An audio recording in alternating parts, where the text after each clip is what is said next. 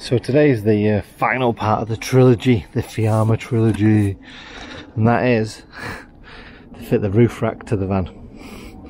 Now it's a Fiamma roof rack, which apparently is compatible with the Fiamma awning that's already there. So my question is, do I have to take the awning off to fit the roof rack to fit the awning back on the side? Or can I fit the roof rack to the brackets that the awning are carried with? We'll find out, I guess. So the van's actually got these little nodules, if you like, things that stick up and they run all the way down the van. Fiamma have then developed this little system where you slide that under it like that, and then this bracket then sits on top of that like that. So you've got part of the bracket that's basically sat on the side of the roof, and the other part sits on the seam there between the roof and the side panel. Yeah, you just kind of like bolt it down then. You put 3 of these down the side of the van, and then once you've got the 3 brackets on, you then put your roof rack, which strange enough you might seem to cut to size. We'll have to see how that one goes. But yeah, then you sit your roof rack on this bit here. Now, like I say, that side has already got half the bracket on. So if you look at the kind of the difference really, this piece here is different, or is an additional part. So what I really need to do is, because they've actually made it riveted on, what I need to do is either replace all of that, which means take the awning off and replace those brackets. I'm not sure I want to do that because that's a lot of work to do.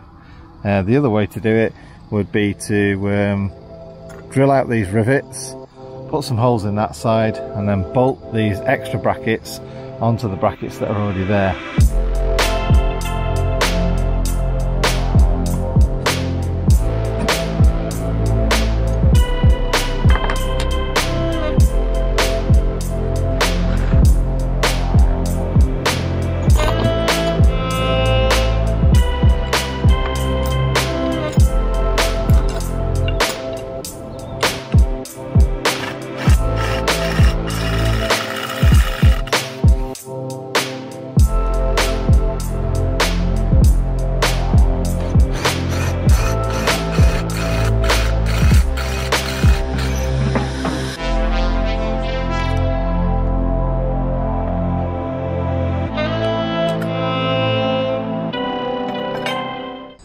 So I've drilled out the rivets now.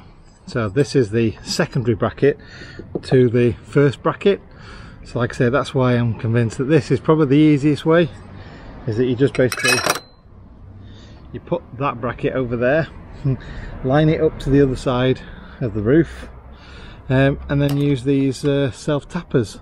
You've got like a little drill head on them, and they just kind of go through there and into there. Now if the self-tapper doesn't work, then I have got a drill bit. I will try that, but I'm going to try the self-tapper first, because that'll be a better fit if it does work that way.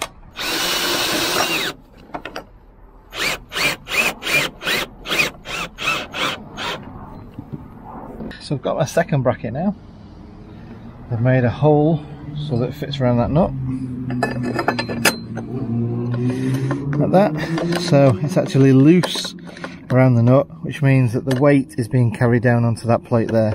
So as you're pushing down, your roof rack pushes down, the weight is carried off to that there. So all I need to do now is drill 2 holes there and there, and then screw in, and then we're done.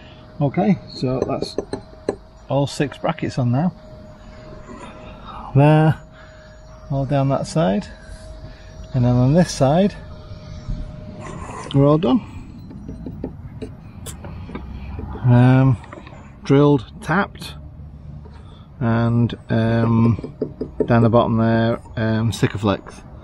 So all the ones on this side are kind of like bonded as well, just to give them that extra bit of security and stability. So now we need to build the roof rack, slot the roof rack in here, then same again, drill and tap to fix the roof rack in. Yeah, lots of drilling today.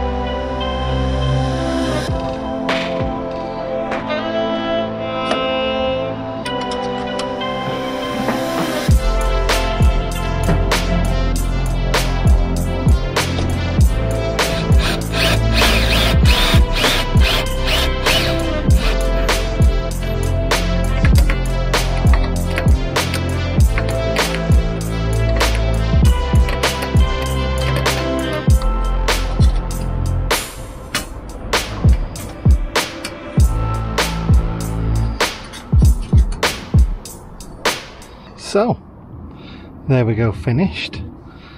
We've got a nice bit of space at the front there for solar panels now.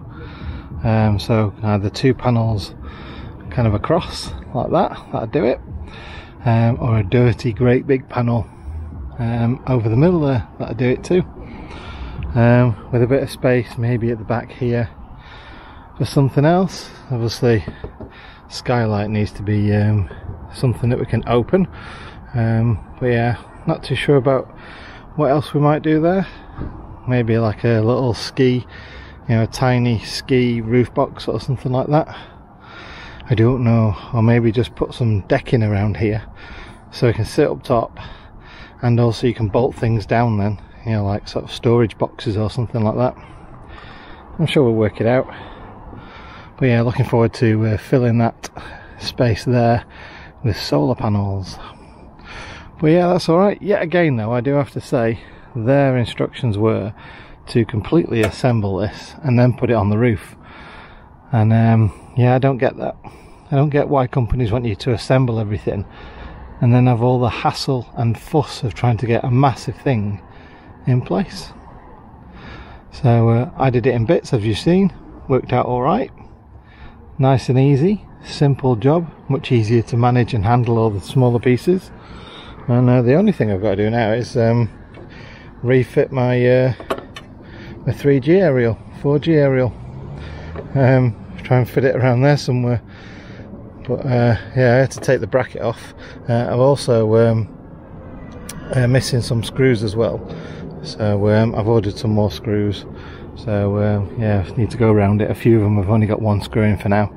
It's still rock solid, but 2 screws is obviously much better. So yeah, very happy with that.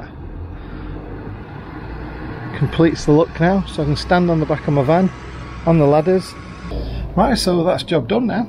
The upgrades are complete, almost. The Fiamma ladder, bike rack, roof rack, they're complete. And yeah, any links in the video description as per usual, and also on our website, so you know where to buy the products. And yeah, hopefully this has been an explanation of how to do it practically, rather than just reading a book and following guides that, yeah, I don't think anyone's actually followed and put it on their van. Certainly not with the existing kind of stuff on the van as well. So that's always interesting to know. Like, you know, you've got to take all the back door furniture off so you can drill through and bolt through. You know, fitting the bike rack when you've also got the ladder, and making sure that those don't come into contact with those so everything can fit on. You know, they've not really taken account of that.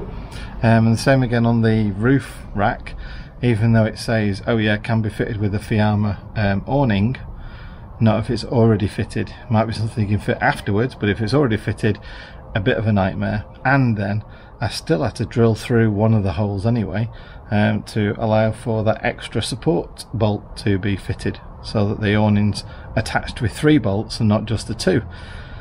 So yeah, not good. But hopefully that's helped anybody that you know, might be doing this kind of stuff. At least you know there is an easier way to do it. Like I say, one of the major kind of upgrades we're doing is putting more solar on the roof. The flexible solar panel that we had, great idea. Moving it around and everything else wasn't a problem. A lot of you pointed out as well, you know, the solar panels, the flexible solar panels are great, which they were, but say for example you want to park up and then go for a walk or bike ride or something for a few hours, chances are somebody might have nicked them by the time you get back. So yeah, I took all that into consideration, and I actually sent them back. Like I said, they were efficient, worked really well, no problem with them, but they did go back.